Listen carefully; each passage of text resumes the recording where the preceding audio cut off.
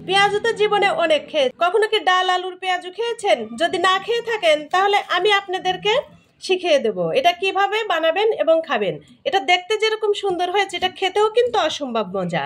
যেহেতু রোজা চলছে, একবার একটু বানিয়ে খেয়ে দেখতে পারেন। একবার যদি বানিয়ে পরিবারের সবাইকে খাওয়ান তাহলে বারবার রিকোয়েস্ট আসবে এই আলু পেঁয়াজুটা তৈরি করে খাওয়ানোর জন্য। দেখেন কত সুন্দর হয়েছে, মাশাআল্লাহ, ক্রিসপি। তো চলুন কথা আর না বলি, সুন্দর ডাল আলুর পেঁয়াজুটা কিভাবে কি দিয়ে তৈরি করে ফেললাম সেটা একটু দেখে নেই।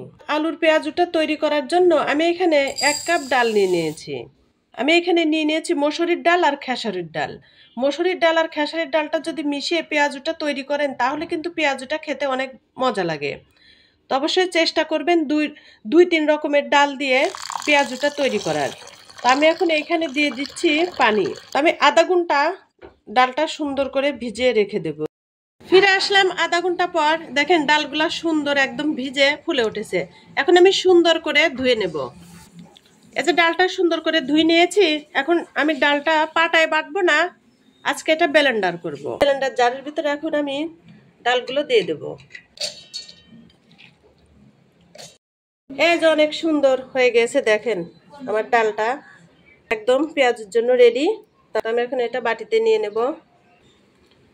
এই যে সুন্দর, দেখেন একদম পেঁয়াজের জন্য পারফেক্ট। আমি এখন এই যে একে একে ডালের ভিতরে সবকিছু দিয়ে দেব। এখানে আমি আলু কুচি নিয়েছি, দেখেন আলু একদম মিহি করে কুচি করে নিয়েছি। একদম মিহি করে কিন্তু আলুটা কুচি করে নিতে হবে।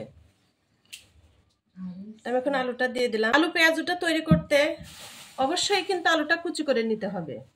এখানে নিয়ে নিয়েছি বড় সাইজের 2টা পেঁয়াজ আর 2টা কাঁচামরিচ, সেটা দিয়ে দিলাম। নিয়ে নিয়েছি পরিমাণ মতো লবণ, আধা চা চামচ মরিচের গুঁড়া আর 1 চা চামচ হলুদ গুঁড়া। দিচ্ছি 1 মুষ্ট ধনেপাতা কুচি। এখন সুন্দর করে মেখে নেব। সুন্দর করে মেখে নিয়েছি। এখন আদা রসুনের পেস্ট দিয়ে দিলাম 1 চা চামচ, আর একটু মেখে নেব। সুন্দর আমার মেখে নেওয়া হয়ে গিয়েছে, দেখেন কিরকম হবে। এই যে এভাবে আমি এখন তেলের উপরে দিয়ে দেবো। তো আমি এখন চুলায় চলে যাবো। আগে থেকে চুলায় তেলটা বসিয়ে দিয়েছি, তেলটা গরম হয়ে গিয়েছে। আমি এখন পেঁয়াজগুলো দিয়ে দেবো। বিসমিল্লাহ।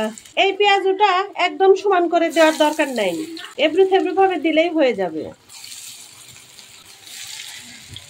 এই যে মাশাআল্লাহ, দেখেন কত সুন্দর কালার হয়ে যাচ্ছে। আমি এখন উল্টিয়ে নেব। হয়ে গিয়েছে মাশাআল্লাহ, এখন তুলে নেব। আর বেশি কড়া করব না, তবে আমি এখন সবগুলো পেঁয়াজু ভেজে নেব। এই যে আমার পেঁয়াজগুলো ভাজা শেষ, দেখেন কত সুন্দর হয়েছে। একটা ভেঙে দেখাই দিচ্ছি ভিতরটা কত সুন্দর হয়েছে। একদম আলু পেঁয়াজুটা যে এত সুন্দর হয়, একবার তৈরি করে খেলে বারবার খেতে মন চাবে।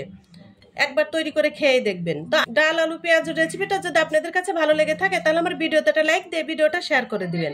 আপনারা সবাই অনেক ভালো থাকেন। আল্লাহ আমাদেরকে ভালো রাখুক। আল্লাহ হাফেজ। আসসালামু আলাইকুম।